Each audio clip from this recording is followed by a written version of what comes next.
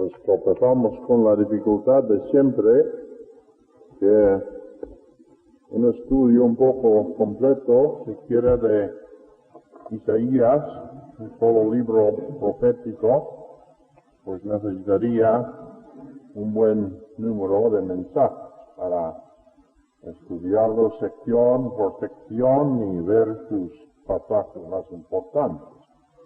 Pero estamos limitados a una sola lección porque el propósito no es el estudio detallado, sino ver el principio de profecía a través del Antiguo Testamento. Ver cómo Dios ha levantado a estos hombres para momentos críticos y que precisamente por ser ellos videntes en el secreto del Señor y por ser portavoces que podían pasar este mensaje al pueblo y a sus reyes y gobernantes, pues ellos influían poderosamente. Y quedamos con este principio, que cuando hablamos de Dios en el mundo, aparte de este principio profético, no hay nada. Dios habla y nosotros hemos de escuchar. Y lo que se hace en el mundo, y aun si se hiciera en la iglesia, que no estuviera sujeto a la palabra del Señor, entonces ya no es de arriba, sino de abajo. No es de espíritu, sino es de carne. Ahora todo el mundo reconoce que Isaías es un gran libro profético. Esto ya es conocimiento general. Pero si fuésemos francos con nosotros mismos, tendríamos que decir que muchas veces hemos quedado como estancados en la lectura de Isaías, ¿verdad? Lo mismo como en Jeremías y Ezequiel, que aún tenemos que mirar superficialmente. Y yo quisiera únicamente daros un poco de ayuda para que comprendieseis un poco mejor tanto la forma de hablar de este siervo de Dios, ya para nosotros escrito, pero en sus principios, fueron oráculos, predicaciones, y echando luz también sobre las circunstancias históricas de aquel tiempo, la situación de Judea, y de esa forma, pues cuando vais de nuevo a este libro, espero que podáis ver en su lectura algo que no sabíais antes. Por lo menos la manera de presentarse el libro os será más familiar y estaréis en mejores condiciones de apreciar sus muchos tesoros. Mas de esto no se puede pretender en tan breve tiempo. Pues hasta aquí, anoche estuvimos con los profetas del reino del norte, Elías y Eliseo. Y lo que preocupaba al pueblo entonces fue la lucha entre Siria e Israel. Que había esta lucha que haya sus reflejos otra vez en nuestra generación, entre Siria, con su centro en Damasco, y Samaria, aquí, que era la parte del norte. Pero ya vamos a pasar a otro periodo de la historia, que en un momento Israel y Siria están dispuestos a unirse porque ha surgido un enemigo mucho más fuerte, como uno de los dos, y esto era Siria. Y debiéramos decir que desde los tiempos de antes de Abraham en adelante, siempre ha habido fuertes naciones aquí en Mesopotamia, en el valle de los ríos Tigris y Eufrates. Y en un momento, en el tiempo de Hammurabi, pues había un primer imperio de Babilonia, que pasó y el poder pasó a Asiria. Y había otras épocas en que cada ciudad hacía más o menos lo que podía con un pequeño círculo de dominio. Pero ya en el periodo que estamos estudiando, Asiria va cogiendo mucha potencia y empieza a hacer una presión tremenda sobre los estados en este sentido. Los hititas estaban allí, los egipcios aquí, pero las pequeñas potencias del litoral pues tenían que sufrir muy especialmente. Y en todo el tiempo de Isaías, como hombre, el gran enemigo será Asiria. Asiria que quería extender su dominio por todas aquellas partes. Y no vamos a hacer ninguna equivocación, ¿verdad?, entre Siria, la nación relativamente pequeña, al norte de Israel, y Asiria, el imperio que con su capital Nínive pudo extender su dominio hasta entrar en Egipto, por todas esas partes, desapareciendo temporalmente Babilonia, pero ya en la visión profética de Isaías, él ve de lejos que Asiria ha de perder su potencia y se ha de levantar un imperio de Babilonia. Y no es su época histórica, pero lo menciona en sus profecías. Por esto algunos han dicho, pues, hay dos Isaías, o tres o cuatro Isaías, no sé cuántos Isaías, porque él no podía saber nada de Babilonia en su tiempo, que era el tiempo del poderío de los asirios, y el gran enemigo era Asiria. Pues nosotros, claro, tenemos otro concepto de la profecía. Creemos que el mismo Dios que daba a conocer lo que había de cumplirse en la persona de Cristo en su primera venida y en su segunda venida, todavía era muy capaz de inspirar a su siervo el profeta para ver que pasando el tiempo, el gran enemigo de Israel sería Babilonia, y después el gran amigo había de ser Ciro, el primer emperador del imperio de los persas. Persia es aquí Elán, es el nombre de aquí, pero es igual que Persia. Así que es una visión profética, se extiende mucho más allá de los tiempos del profeta. Y hay un incidente en el principio del libro casi, pero no en el principio del ministerio de Isaías, que ya había durado bastante tiempo, que ilustra muy bien la manera en que los profetas podían por lo menos intentar influir en los asuntos de las naciones. Y si el rey fuese piadoso, pues aceptaría este mensaje. Pero si no lo fuera, pues entonces lo rechazaría. Y aún estamos en tiempos cuando Samaria está en pie.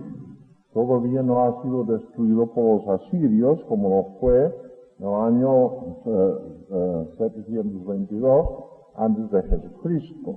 Así que existe esta potencia, existe Siria, ven el auge que va tomando a Siria, y estos dos potencias que tienen que hacerse amigos a la fuerza, ¿verdad?, viendo esta amenaza que viene encima de ellos, pues se acerca acá, que es rey en Jerusalén, y de Judea aquí, y proponen una alianza de todos estos estados, que seguramente incluiría Fenicia también, o sea, las ciudades de los filisteos por aquí, que vamos a hacer una gran alianza y vamos a hacer frente a este gran enemigo, que es el enemigo de todos nosotros, ¿verdad? Como estas combinaciones de alianzas que se hacen hoy en día en vista de la potencia de China o Rusia o lo que sea. Y era una cosa muy sensata en sí, pero acá lo rechazó. Ellos vienen a rechazar la idea, porque los profetas tenían que decir a los reyes siempre que ellos no tenían que depender de alianzas con potencias paganas, sino que tenían que mirar a aquel que se llama tantísimas veces en este libro el Señor Jehová de los ejércitos. Y ya veíamos ayer como siempre estaba a la disposición de los reyes israelitas el carro de Israel y su gente de a caballo, si solamente querían aprovechar esta fuerza invisible, pero muy superior a todas las fuerzas humanas. Así que la idea como idea política fue buena.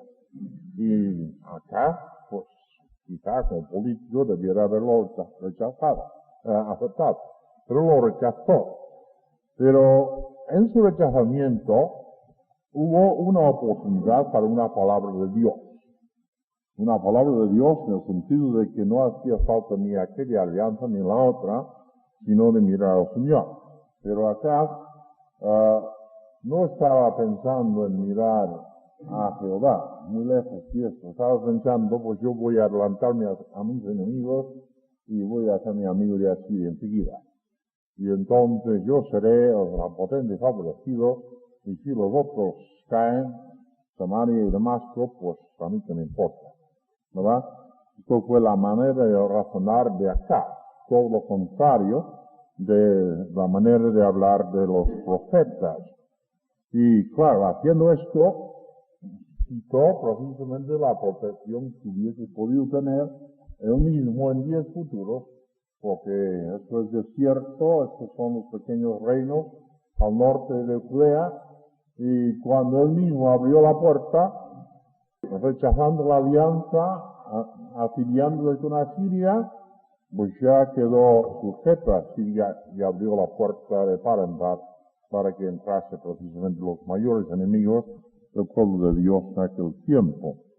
Pues veremos a ver cómo esto se manifiesta y quizá vais a entender un poco mejor una porción muy conocida de Isaías 7, pensando en estas circunstancias históricas, quizá anticipando un poco otro párrafo que habla del profeta estadista, que interviene en los asuntos de la nación. Y el capítulo 7, y el primer versículo hace ver estas condiciones. Aconteció en los días de Acaz, hijo de Jotán, hijo de Uzías, rey de Judá, que Rezín, rey de Siria, y Peca, rey de Ramalías, rey de Israel, subieron contra Jerusalén para combatirla, pero no la pudieron tomar. Esto, claro, es llevando la cosa un poco más allá, porque ya que Acaz había rechazado su proposición de una alianza, dijeron, pues vamos a quitar este rey y poner otro, y él hará nuestra voluntad. Esta alianza ha de prevalecer, pero no había de ser así. Y vino la nueva a la casa de David, el rey, diciendo, Siria se ha confederado con Efraín. Y se le estremeció el corazón y el corazón de su pueblo, como se estremecen los árboles del monte a causa del viento. Entonces dijo Jehová a Isaías, sal ahora al encuentro de Acaz tú, y sea Jasub tu hijo, al extremo del acueducto del estanque de arriba, en el camino de la heredad del lavador. Y dile, guarda y repósate, no temas, ni se turbe tu corazón a causa de estos dos cabos de Tifón que humean, por el ardor de la ira de Rezín y de Siria, y del hijo de Ramalías. Ha acordado maligno consejo contra ti el sirio con Efraín y con el hijo de Ramalías, diciendo, vamos contra Judá y vamos a aterrorizarla y repartiremos el país para nosotros. Y 7, por tanto, Jehová el Señor dice así, no subsistirá ni no será. y promete que estos dos reyes han de caer dentro de un periodo de años. Y ya anuncia al final del versículo 9 el verdadero principio. Si vosotros no creyerais, de cierto no permaneceréis. Y se entiende que si hay fe en el Señor, entonces habrá permanencia para el pequeño reinado de Judá que ha quedado aislado. Habló también Jehová a Acaz diciendo, pide para ti señal de Jehová tu Dios, demándala ya sea de abajo en lo profundo o de arriba en lo alto. Y respondió Acaz, no pediré, no tentaré a Jehová. Dijo entonces Isaías, oíd ahora, casa de David, ¿os es poco el ser molestos a los hombres, sino que también lo seáis a mi Dios? Por tanto, el Señor mismo os dará señal. He aquí que la Virgen concebirá y dará a luz un hijo y le llamará su nombre Emmanuel. Comerá mantequilla y miel hasta que sepa desechar lo malo y escoger lo bueno. Porque antes que el niño sepa desechar lo malo y escoger lo bueno, la tierra de los dos reyes que tú temes será abandonada. Jehová hará venir sobre ti, sobre tu pueblo y sobre la casa de tu padre, días cuales nunca vinieron, desde el día en que Efraín se apartó de Judá. Esto es el rey de Asiria, que ha de ser el gran enemigo. Así que este pobre rey, en lugar de mirar al Señor, hace todo lo que no debiera hacer. Primeramente rechaza la alianza, luego viendo el peligro encima, pues tiembla y ya no podemos leer las porciones, pero mira hacia Siria. Y Dios manda a sus siervos, le dice, la solución no es por ahí, no tenéis por qué temer a una unión, una alianza entre Israel y entre Siria, porque el que creyere ha de permanecer. Vosotros tenéis una potencia con vosotros que los otros no tienen. Y si la fe tuya es floja, pues pide una señal. Y él con hipocresía dice, no voy a tentar a Dios, pide una señal. Pero esto fue una manera más o menos cortés o más o menos cínico de decir, pues no quiero nada que ver con Jehová en esta ocasión, voy por mi camino. Y precisamente tiene que oír que el amigo de hoy será el gran enemigo que ha de invadir y destruir toda aquella parte de su tierra y otras tierras alrededor. Pues esto es una ocasión entonces, un momento histórico cuando todavía Samaria está en pie. Pasan los años, los asirios han venido y dominan ya sobre Siria, en todas sus partes. Samaria cayó en 722 y ya vienen por fin. Judá está protegido en sus montañas aquí, un poco alejado del camino normal de los ejércitos que pasaban por aquí desde la parte de Mesopotamia por la costa hasta Egipto. Pero no fue la protección de las montañas, sino la potencia de Dios todavía con la casa de David. Todavía se llaman casa de David, por ser de esa dinastía tan especial que Dios mismo había indicado. Y quizá pensando en este paréntesis histórico que tenemos en los capítulos antes del capítulo 40, que hay varios capítulos, quizá de verdad el capítulo sobre la enfermedad de Ezequías debiera ponerse antes de la invasión de Sennacherib. Es muy probable. Porque cuando él fue enfermo, y recibió el consuelo del rey de Babilonia, pues este rey de Babilonia estaba procurando ya por fin hacerse fuerte contra Asiria. Pero al principio, que no prosperó en aquel momento, pero pronto después sí, del principio del segundo imperio de Babilonia. Pero no nos importa mucho el asunto.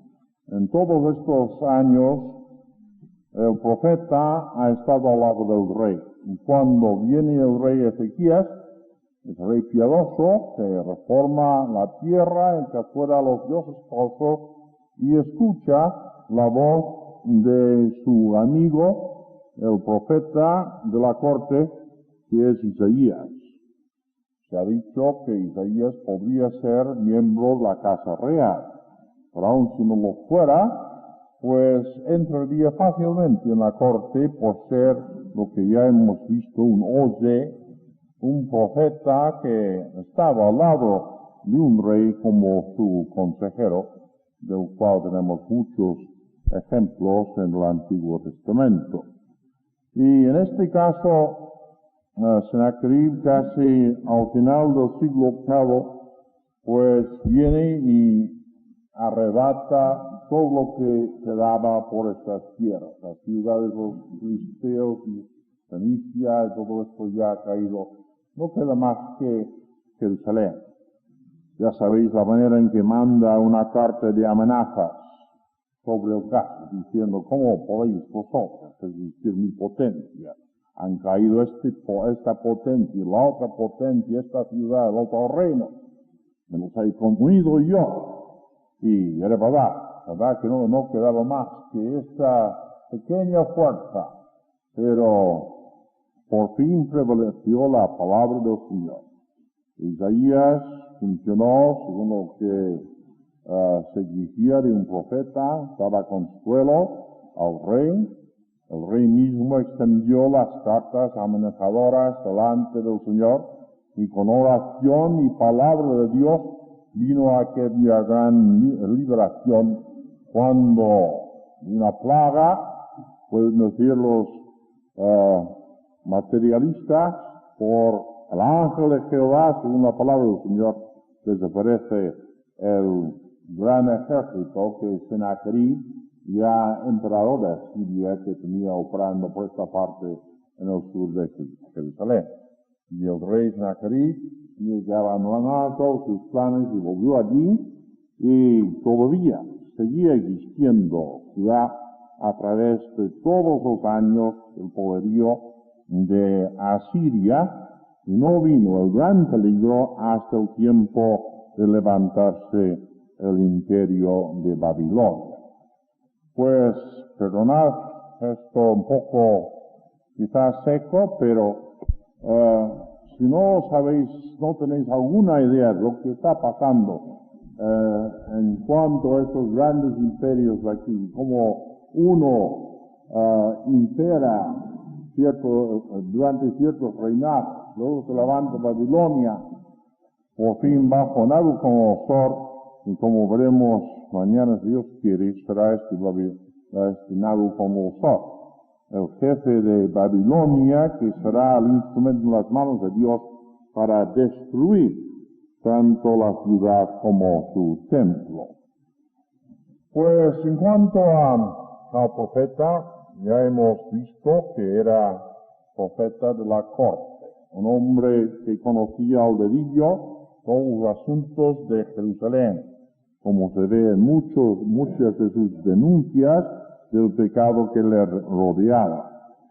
Su mujer se llama también profetisa, no sabemos si por ser su esposa o si ella misma recibiera directamente mensajes del Señor.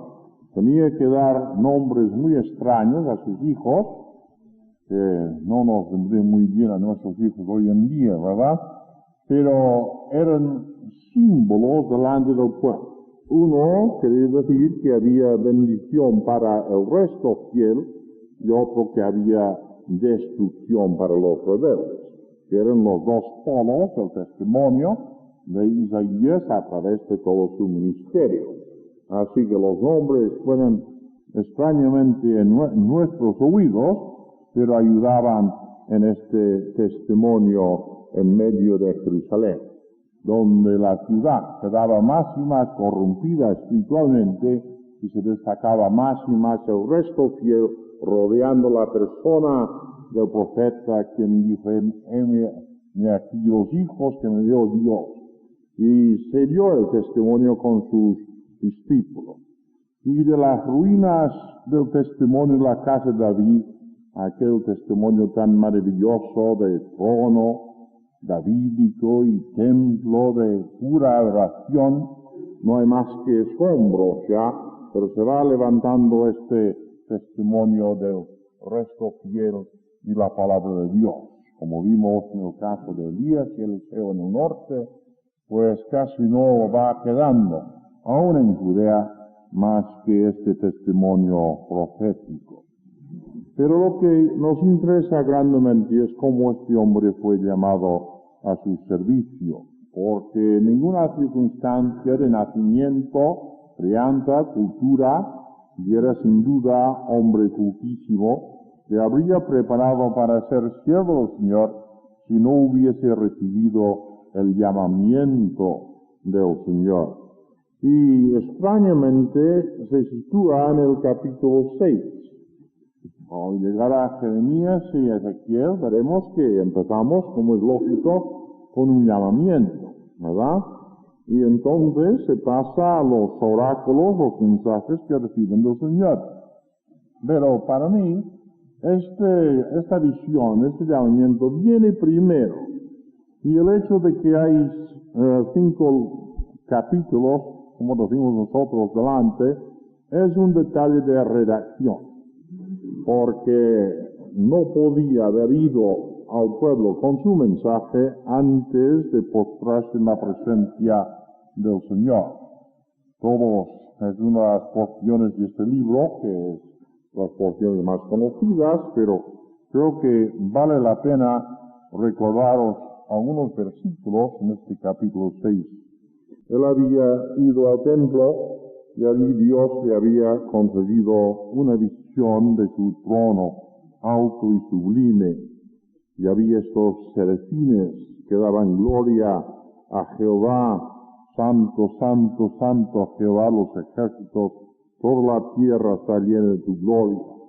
Esto es la realidad detrás de todos los acontecimientos políticos, nacionales e internacionales que Isaías tenía que enseñar en la corte.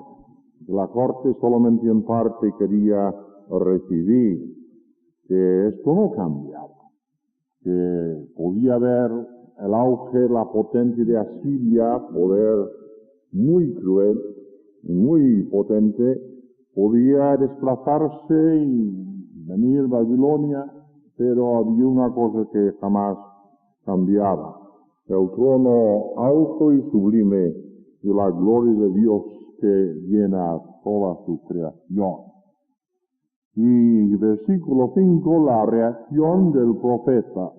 Entonces dije: ay de mí, que soy muerto, porque siendo hombre inmundo de labios y habitando en medio de pueblo que tiene labios inmundos, han visto mis ojos al Rey Jehová de los ejércitos. Comprende en la presencia del Señor lo que es Él y lo que es el pueblo en el cual se encuentra. Reconoce su inmundicia.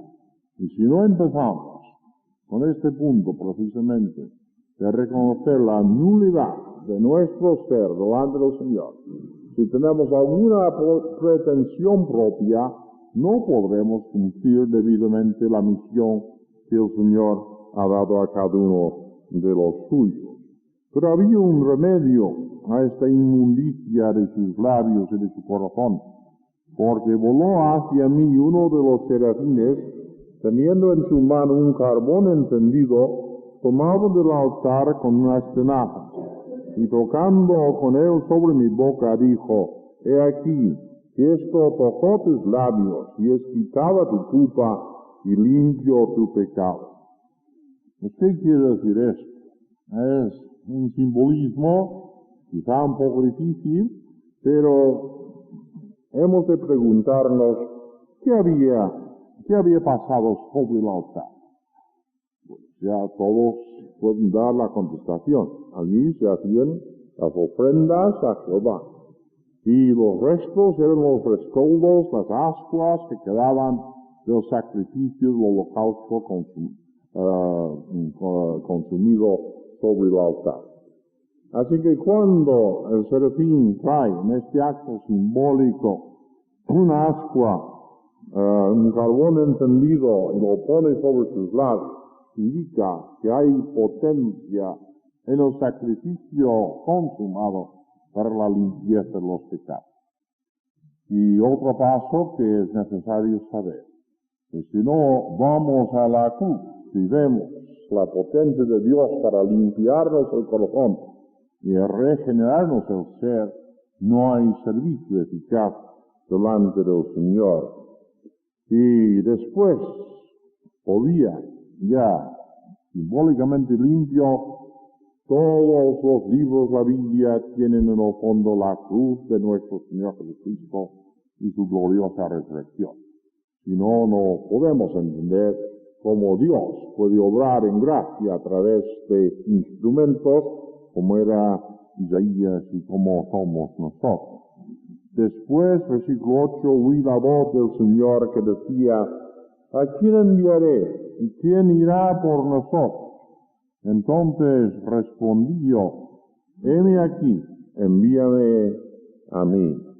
Así que se postró en la presencia del Señor. Había visto la gloria del Señor, había visto su propia nulidad y suciedad, había sido limpiado por el valor eterno y constante, perseverante de la obra del sacrificio eterno. Y ahora ya, oyendo, ¿quién irá? Pues heme aquí, envíame a mí. Y esto ya es el principio de toda verdadera vocación cristiana para cumplir el servicio del Señor. Lo que nos extraña después, y es un pasaje que se cita mucho en el Nuevo Testamento, es el mensaje que tuvo que llevar. Pero como vimos ayer, en cuanto a Elías y Eliseo, que aun si la palabra es dura, es palabra del Señor. Y nunca deja de tener su valor para nosotros si viene del Señor. Dice, esto es el mensaje que tiene que entregar a Jerusalén. Anda y di a este pueblo, oíd bien, no entendáis, ved por cierto, mas no comprendáis, engruesa el corazón de este pueblo y agrava sus oídos, cierra sus ojos para que no vea con sus ojos, oiga con sus oídos, ni su corazón entienda ni se convierta, y haya para él santidad. Y yo dije, ¿hasta cuándo, Señor? Hasta que las ciudades estén asoladas y sin morador, no haya hombre en las casas, y la tierra esté hecha un desierto. Pero en el 13, y si quedare aún en ella la 10ª parte, esta volverá a ser destruida, pero como el roble y la encina, que al ser cortado aún queda el tronco, así será el tronco la simiente santa. Así que tiene dos partes su mensaje, que será constante en todo el libro. Uno es de castigo sobre los pies, que por haberse cegado, serán cegados más. No hay que pensar que el principio de la ceguera empieza con Dios. Esto es todo lo contrario de todos los postulados acerca de Dios, que es luz y amor, y quiere que los hombres nos gocemos en su luz y en su amor. Pero cuando los hombres se endurecen el corazón, entonces judicialmente aquel endurecimiento se aumenta como una parte del juicio. Dios les entrega, como vemos en Romanos capítulo 1, precisamente las cosas que ellos han escogido. Esto se cita cuando el Señor empieza su ministerio de parábolas en Mateo capítulo 13, porque hablaba en parábolas para que aquellos que tuviesen ojos espirituales viesen, y aquellos que que no tuviesen ni ojo para ver, ni oído para oír, que quedasen más ciegos y más sordos que antes. Pues el profeta entonces está preparado para su larga obra, que quizá durase, y esto ocurrió como ocurrió el año en que murió Uzías, hasta las últimas etapas del reinado de Ezequías, un periodo de como 40 años. 40 años de testimonio, pero de testimonio sabiendo que este pueblo ya había pasado la raya, que aún duraría en 2 siglos más en Jerusalén un testimonio, pero tan revuelto ya bajo los malos reyes que no había remedio final, aparte de esa luz que percibe en el horizonte, y es que habiendo fallado la nación de Israel como siervo de Jehová, pues Dios va levantando el otro siervo, el siervo Mesías, que verdaderamente es el tema más sublime, más importante de toda esta gran profecía. Pues allí vemos el hombre con su familia, con sus discípulos, al borde o dentro de la corte de Jerusalén. No sabemos nada de él, aparte de su obra cerca del Palacio Real. Y vamos a considerar ya más bien que el hombre su gran obra, este libro de Isaías que tenemos aquí delante. Como dijimos al principio, que muchísimas personas, hermanos que han leído el libro quizá una y otra vez, pues quedan como poco satisfechos. Dicen, pues no he visto aquí todo lo que debiera haber visto. Claro que hay pasajes como 53 Isaías que vemos enseguida por la ayuda del Santo Espíritu, que allí hay una presentación como del siervo del Señor el Mesías que sufre por los pecados de no solamente de esta raza, sino de todos. Y hay otros versículos como tú le guardarás en perfecta paz, el cuyo pensamiento en ti persevera, pues hemos sacado consuelo de esto. Hemos visto las glorias de la poesía, la predicción del gran capítulo 40. Y sin duda hemos recibido ayuda espiritual. Pero en otros momentos hemos dicho, pues aquí hay mucha repetición, y ¿por qué viene esto aquí? Y no veo cómo esto sigue al otro, ¿verdad? Y es cierto que es un asunto bastante difícil. Y creo que podríamos ahorrarnos muchos trabajos si tuviésemos delante la idea, que repetiré con más detalle un poco más adelante, que se trata no de un libro que tiene un solo tema que se va desarrollando a través de un número definido de años para llegar a su fin. Esto ya sería muy fácil analizarlo y decir, pues mire, empieza con este tema, pasa este tema y tal. Sería muy fácil su análisis. Pero, de hecho, es una colección de predicaciones. Él es llamado a dar el mensaje de Dios a aquel pueblo de Israel. Y veremos que hay como un ciclo de temas. Porque en una predicación, ¿qué hacemos nosotros? Si estamos predicando el Evangelio, pues podemos sacar muchos ejemplos y muchos textos y muchas ilustraciones, distintos pasajes de la Biblia, pero siempre tendremos que hacer el diagnóstico del pecado en cuanto a las personas que nos escuchan, haciendo ver su necesidad del Evangelio. Siempre tendremos que hacer ver lo que Dios ha hecho en Cristo Jesús para hacer posible la salvación del pecador. Siempre tendremos que llamarles al arrepentimiento y a la fe, ¿verdad? Haciéndoles ver que después de esto hay esperanza, y no solamente esperanza, sino seguridad de salvación. Así que todas nuestras predicaciones públicas ante un público consisten de una repetición de un ciclo de conceptos que se pueden cambiar de muchas maneras, pero no pueden faltar esos conceptos, por pena de que no sean ya palabra de Dios para los inconvenientes. Así que es una cosa que debiera sonar en nuestros oídos como una cosa bastante conocida. Así que si este profeta está allí en su sitio en Jerusalén y ve la degradación, la decadencia del pueblo, pues ¿qué tiene que hacer? Pues no puede por menos que hacer el diagnóstico del pecado. Vosotros estáis haciendo esto y esto y esto y esto que desagrada delante de Dios. Esto no es el camino del Señor. Hay idolatría escondido y abierto en todas partes de esta ciudad.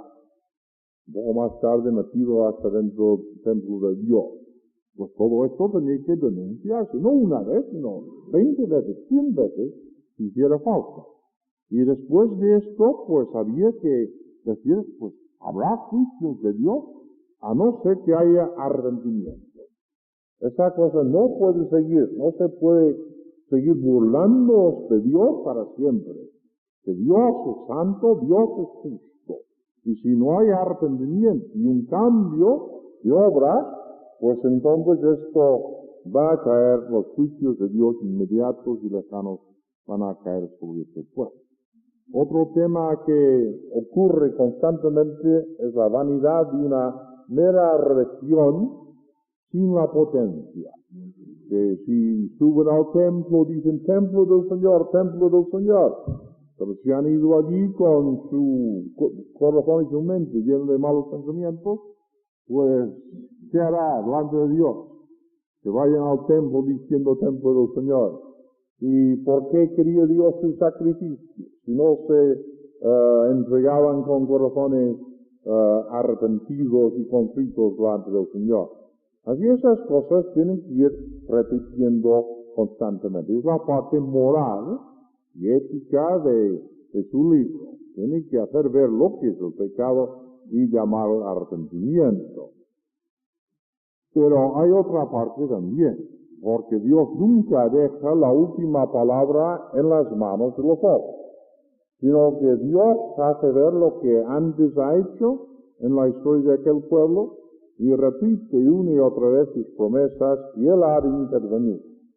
Mas, en la segunda parte, como se dice después del capítulo 40, pero en todas partes hay promesas de que Dios va a intervenir de una manera maravillosa en la vida de aquel pueblo y todo lo que ellos no han sido delante de Dios lo serán en un día futuro, pero no por sus obras, sino por la gracia del Señor. Quizá esta profecía es la única que nos señala la base de todo esto, porque en todas las profecías hay esas esperanzas del reinado mesiánico, de bendición y de paz. Pero no se dice cómo Dios puede perdonar los pecados a unos pecadores. Pero aquí, precisamente en Isaías, en el capítulo 53, con la última parte de los 52, tenemos esta última canción del siervo y sabemos que hay una maravillosa presentación de la obra vicaria de Cristo quitando el pecado de su pueblo. Además de esto, hay juicios pronunciados no solamente en cuanto a Israel, sino frente a las naciones que podrán ser medios de juicio para el pueblo de Dios, y en el caso de los persas, Ciro, medio de bendición. Pues resumiendo, frente a los pecadores de Jerusalén, una y otra vez Isaías se arremetía contra los habitantes de Jerusalén, especialmente contra las clases privilegiadas, porque escondían toda suerte de maldad bajo una fachada de religión. Y con esto vienen las llamadas al arrepentimiento. Frente a las naciones paganas, que podían ser utilizados por Dios como instrumentos de juicio, les recordaba que esto no les salvaba del juicio que ellos mismos merecían. Frente al resto fiel, que es un tema que ya hemos visto, que aun si el tronco queda, pues puede tronco cortado, pero hay simiente santa. Dios tiene una nación siempre dentro de la nación externa. Los verdaderos creyentes en medio de una nación que dice ser el pueblo de Dios no lo es ya, porque ha perdido su fe, ha perdido su visión y sigue las formas sin tener la realidad. Pero hay una nación dentro de la nación, hay un poco de vida, un núcleo, allí metido. Y esto ya es la manera de ir pasando la vida de una generación a otra. El resto fiel. No sé exactamente cómo existe en estos tiempos, pero es cierto que Israel tiene que florecer de nuevo y será sobre la base del resto fiel, como muy claramente indica el apóstol Pablo en Romanos capítulo 11. Pues este resto fiel tiene que ser animado. Y muchas veces cuando leemos cosas maravillosas de fe en Dios, es este resto fiel, los hombres que a pesar de todo creen en el Señor y confían en Él, que están hablando. Ya noté esas hermosas palabras del capítulo 26. Voy a leer algunos porque son estos hombres fieles que forman el verdadero pueblo que están hablando. En aquel día cantarán este cántico en tierra de Judá. Fuerte ciudad tenemos, salvación puso Dios por muros y ante muros. Abrid las puertas y entrará la gente justa, guardador de verdades. Y ya hay esta promesa. Tú guardarás en completa paz a aquel cuyo pensamiento en ti persevera, porque en ti ha confiado. Confiad en Dios perpetuamente, porque en Jehová el Señor está la fortaleza de los siglos, porque derribó a los que moraban en lugar sublime, humilló a la ciudad exaltada, referencia a Babilonia, sin duda, la humilló hasta la tierra, la derribó hasta el polvo, la hollará los pies del afligido, los pasos los menesterosos. El camino del justo es rectitud. Tú que eres recto, pesas el camino del justo. También en el camino de tus juicios, oh Jehová, te hemos esperado.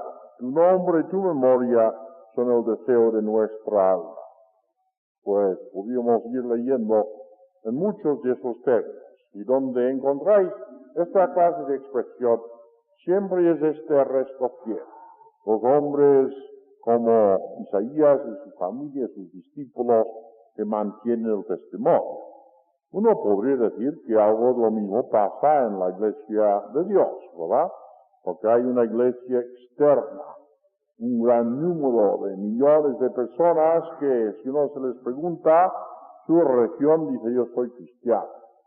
Pero no hay tal vida cristiana en ellos.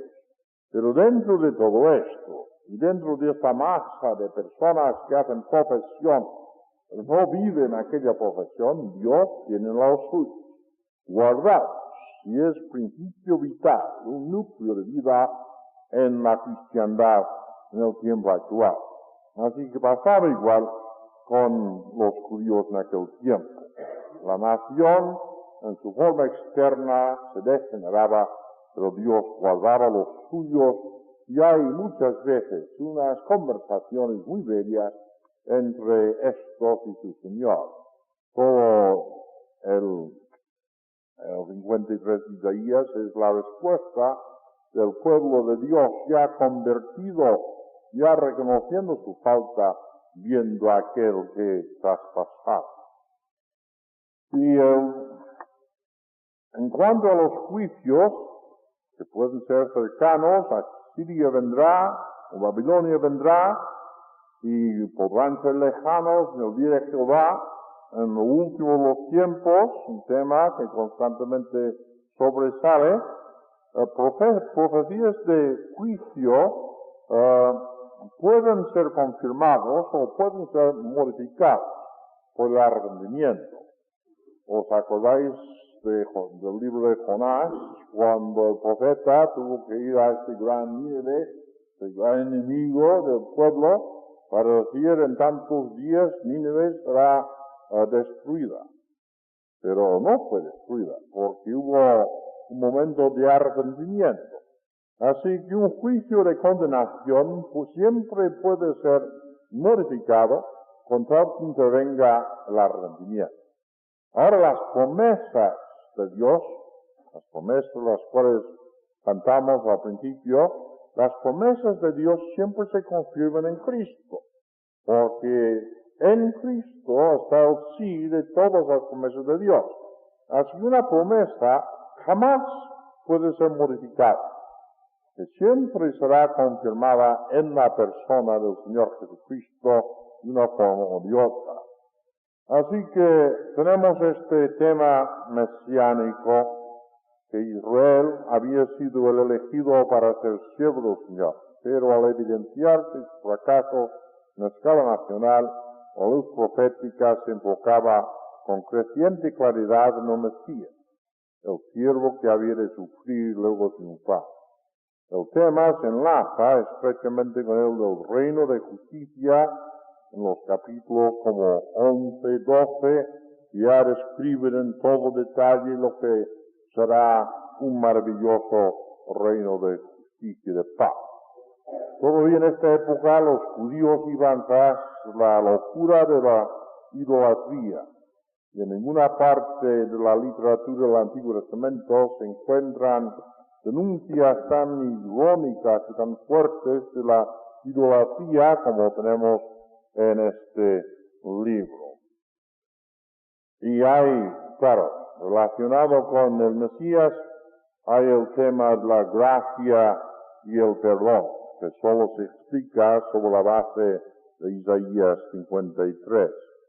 Si miramos un caso que seguramente se ha oído predicar el Evangelio sobre este versículo, pero hay que tener en cuenta sus contextos. 43 y el versículo 45, yo soy el que borro tus rebeliones por amor de mí mismo, y no me acordaré de tus pecados. Y luego ya 44 y 1, ahora pues oye Jacob, siervo mío, y tú Israel, a quien yo escogí. Así dice Jehová, hacedor tuyo, el que te formó desde el vientre, el que te ayudará. No temas, siervo mío, Jacob, y tú, Jeshurún, a quien yo escogí.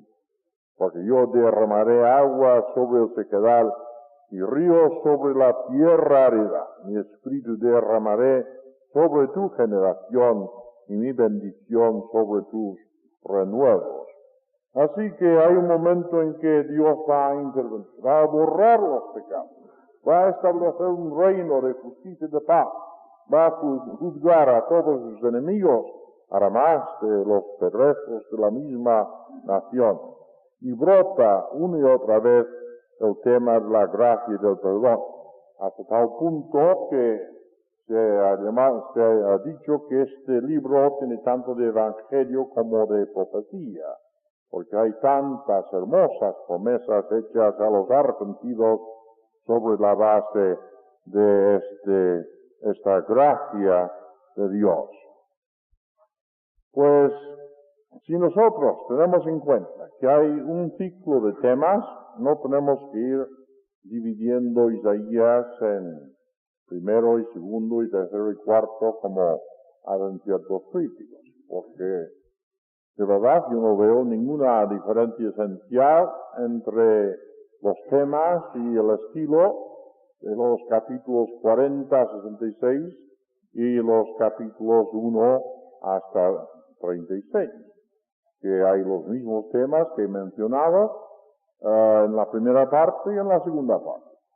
Y lo único que se puede decir que en la segunda parte, así llamada desde 40, pues quizá se prolongan las exclamaciones sobre la gloria del Señor y hay más detalles a la restauración de Israel hasta llegar al tema de una nueva creación.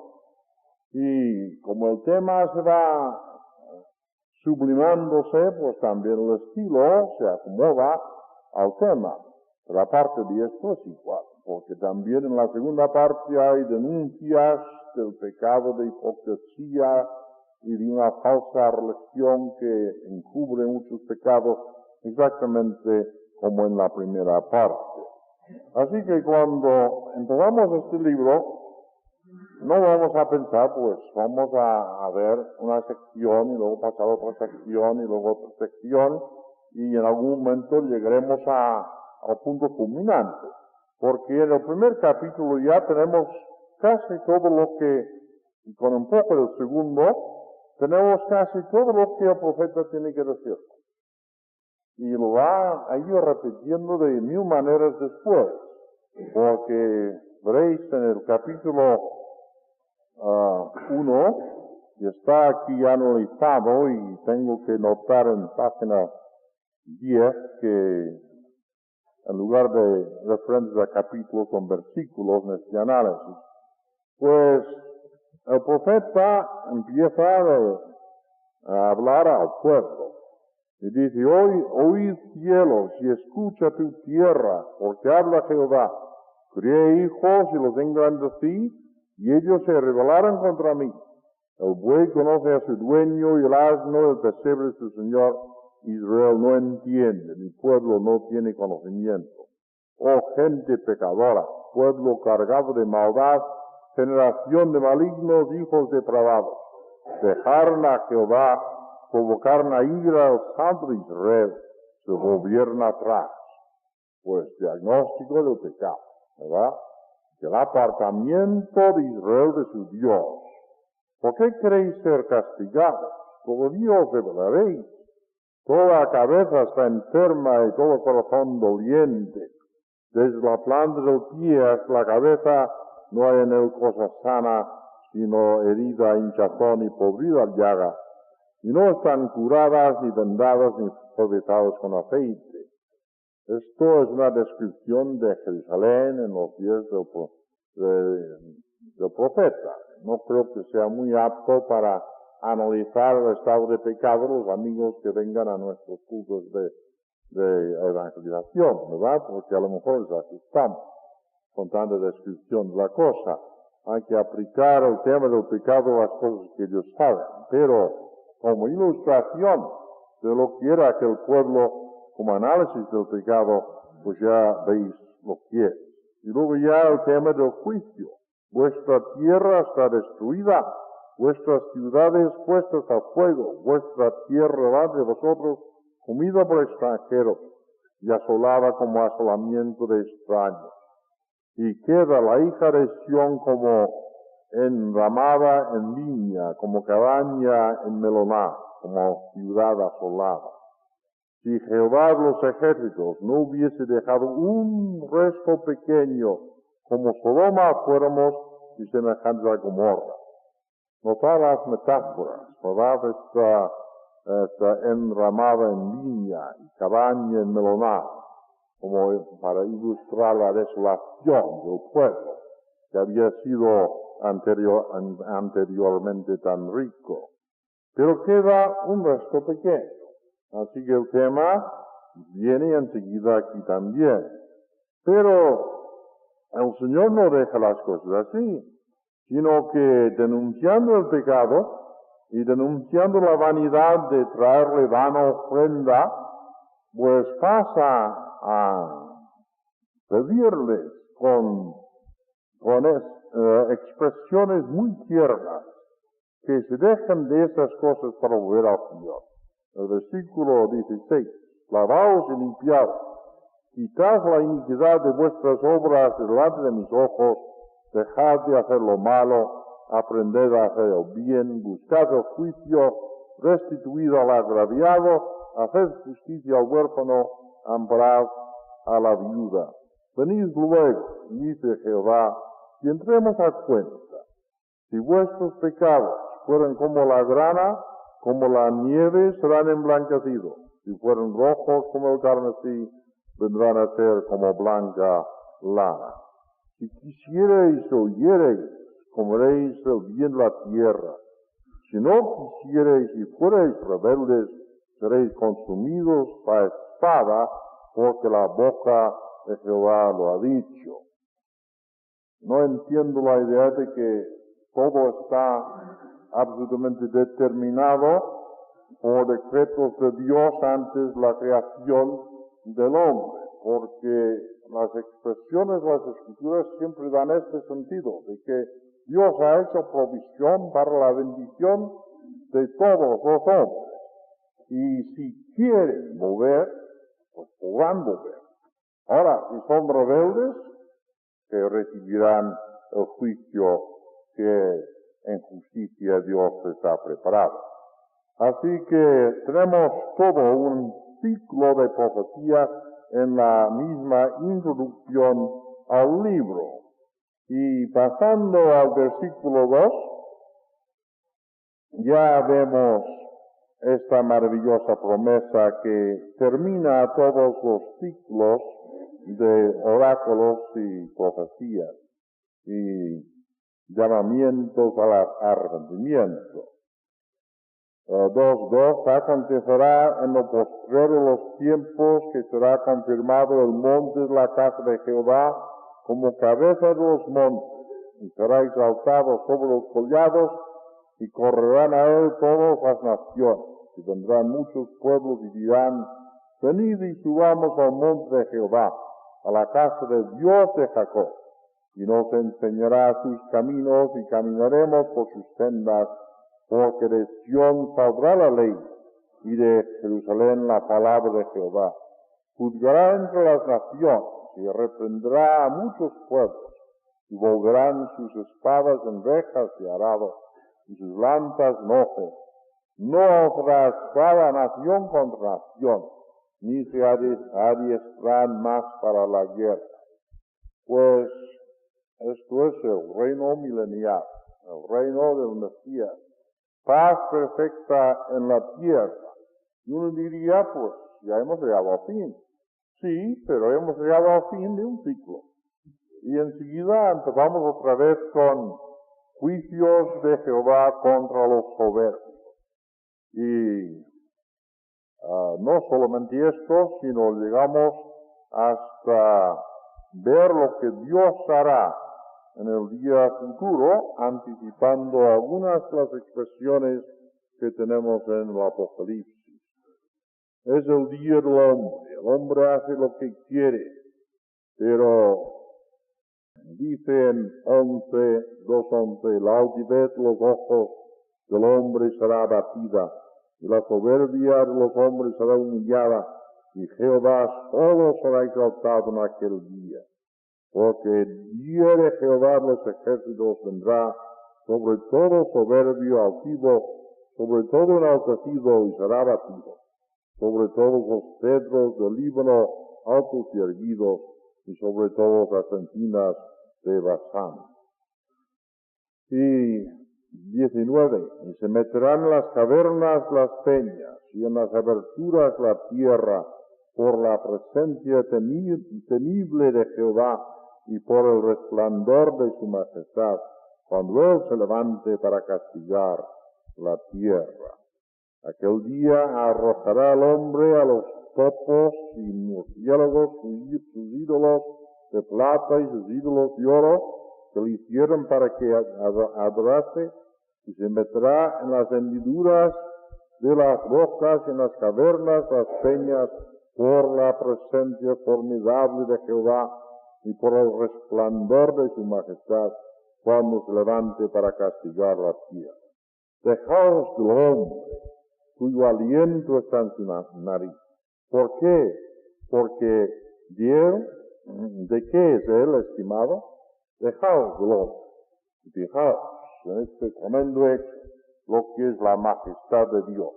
Y un día se ha de manifestar de tal forma, como vemos en el capítulo 6 del Apocalipsis, hasta tal forma que los nobles y grandes de la tierra procurarán esconderse en las hendiduras de las rocas, por la gloria y la presencia de Jehová. Pues quería haberos dado una especie de examen de bosquejo del libro en su totalidad, pero creo que se ha ido el tiempo, y como ya hemos dicho, es imposible hacer un análisis en regla, por el hecho de que los temas se van repitiendo. Pero veréis que hay cierta afinidad en los capítulos 1 a 12, donde el tema que más se destaca, pero ya vemos los cambios constantes de temas, son los pecados de Judá y Israel. Y luego ya los capítulos 13 a 23, el tema que más se destaca son los pecados y juicios de las naciones. Y empezamos a ver proféticamente a Babilonia como la gran enemiga de Israel, como vemos visión, como la vemos también en el libro de Apocalipsis. Y en los capítulos 24 a 27 es el día de Jehová, esta gran crisis, el clima de los tiempos, cuando el Señor venga por segunda vez para juzgar y para reinar. Hay unas descripciones maravillosas de esto. En 28 a 53 tenemos castigos sobre los contenciosos de Israel y muchas veces la restauración final del pueblo redimido. De 36 a 39, este paréntesis histórico, en que vemos la liberación de Jerusalén del poder de Sennacherib, que es una ilustración y quizá una especie de ensayo general de lo que será el momento cuando Dios salve a su pueblo en los últimos tiempos, según tenemos en más detalle en Zacarías capítulos 12 a 14. Y ya de capítulos 40 a 41, Dios consuela y avisa a su pueblo. A pesar de tantos pecados y tantos juicios, todavía este Jacob es amado de su Señor. Y aun cuando pasare por las aguas, no será negado. Dios le ha de cuidar porque es su siervo y le guardará. En 42 a 53 tenemos este hermosísimo tema del siervo que viene a ejercer un ministerio de humillación entre su pueblo, enseñándole su camino, que sufre, como vemos en el capítulo 3, y que es glorificado también. En los mismos capítulos hay mucho énfasis sobre Dios, diciendo yo soy el eterno Dios frente a la vanidad de los ídolos. Y al final, muy sublime, muy grande, pero también hay insertos de denuncias del pecado de los capítulos 51 a 66, ofrecimientos de gracia a los humildes. Se destaca la persona del Mesías triunfante. Se condena fuertemente el formalismo religioso. Dios anuncia, yo crearé nuevos cielos y nueva tierra. Pues para terminar, yo quisiera que viéramos al siervo Mesías que toma el lugar de Israel y se asocia con Israel redimida, porque no es solamente que la nación desaparece y aquí está el siervo el Mesías, sino que el siervo Mesías está asociado con este resto fiel. Y cuando venga el día futuro del reino, no habrá solamente un rey, sino un rey y un pueblo. Y serán los redimidos de Israel, un tema que tantas veces se destaca. Pues en su humildad, mientras anda esta tierra, le vemos en el capítulo 50, 4 a 7. Es una de las llamadas canciones del siervo. Y leemos 50, versículo 4. Jehová el Señor me dio lengua de sabios para saber hablar palabra alcanzada. Despertará mañana tras mañana, despertará mi oído para que oiga como los sabios. Jehová el Señor me abrió el oído, y yo no fui rebelde, ni me volví atrás.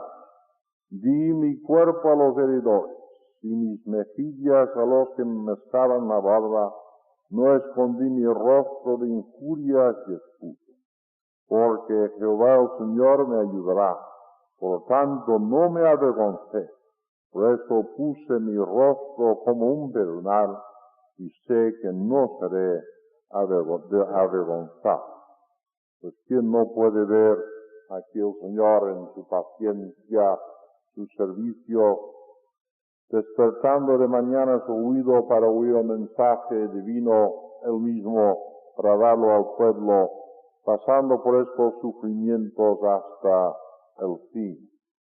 Y estos versículos que también conocemos, que es el secreto de toda la gracia que Dios derrama sobre su pueblo, a pesar de toda su rebelión, y toda la fealdad de su pecado.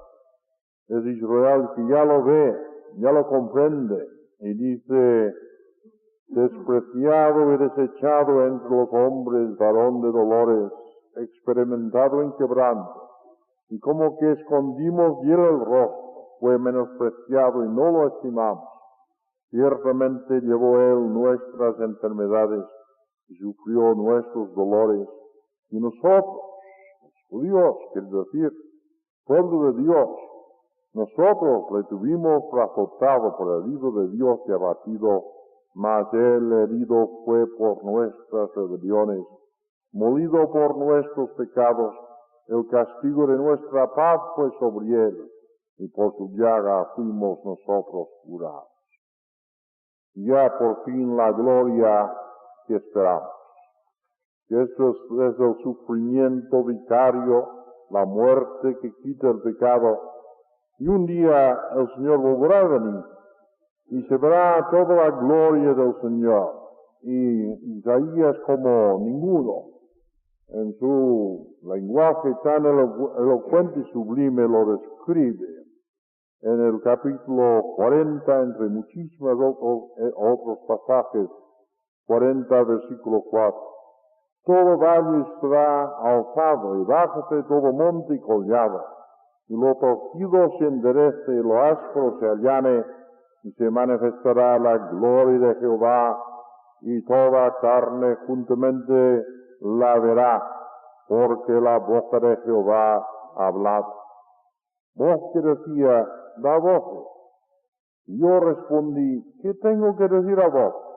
Que toda carne es hierba, y toda su gloria como flor del campo. La hierba se seca y la flor se marchita, porque el viento de Jehová sopló en ella. Ciertamente como hierba es el pueblo. Séquese la hierba, marchítase la flor, mas la palabra del Dios nuestro, la palabra profética, permanece para siempre. Súbete sobre un monte alto, anunciador de Sión. Levanta fuertemente tu voz, anunciador de Jerusalén. Levántala, no temas. Di a las ciudades de Judá: he aquí al Dios vuestro. He aquí que Jehová el Señor vendrá con poder, y su brazo señoreará. He aquí que su recompensa viene con él, su paga delante de su rostro. Como pastor apacentará su rebaño, y en su brazo llevará los corderos, y en sus senos los llevará. Pastoreará suavemente las recién paridas. Vos que viene, he aquí, el Dios vuestro. Las cosas han pasado a través de tantas épocas. El testimonio de este pobre pueblo de Israel ha caído en decadencia en la misma ciudad de Jerusalén, escogido por David por indicación divina. Pero la causa no está perdida. Por una parte, el trono sublime de Dios que el profeta vio en su visión de llamamiento está firme, y él controla desde allí los destinos de las naciones. Por otra parte, saca de en medio de su pueblo a este pequeño resto, que sí que comprende, que sí se somete, y responde. Nosotros no conocíamos, pero ahora ya comprendemos todo el sentido de esta vida que nosotros despreciamos. Pues todo esto va Dios haciendo hasta que saque adelante sus propósitos en orden a Israel. Y no hemos de pensar que Dios haya abandonado a su pueblo de Israel, que guarda todavía históricamente este pueblo, como vemos en nuestros días. Y hay parte volviendo en incredulidad en aquella tierra que parecía que había sido abandonada para siempre a través de siglos y milenios, y ahora está habitado otra vez por esta enmienda de tierra.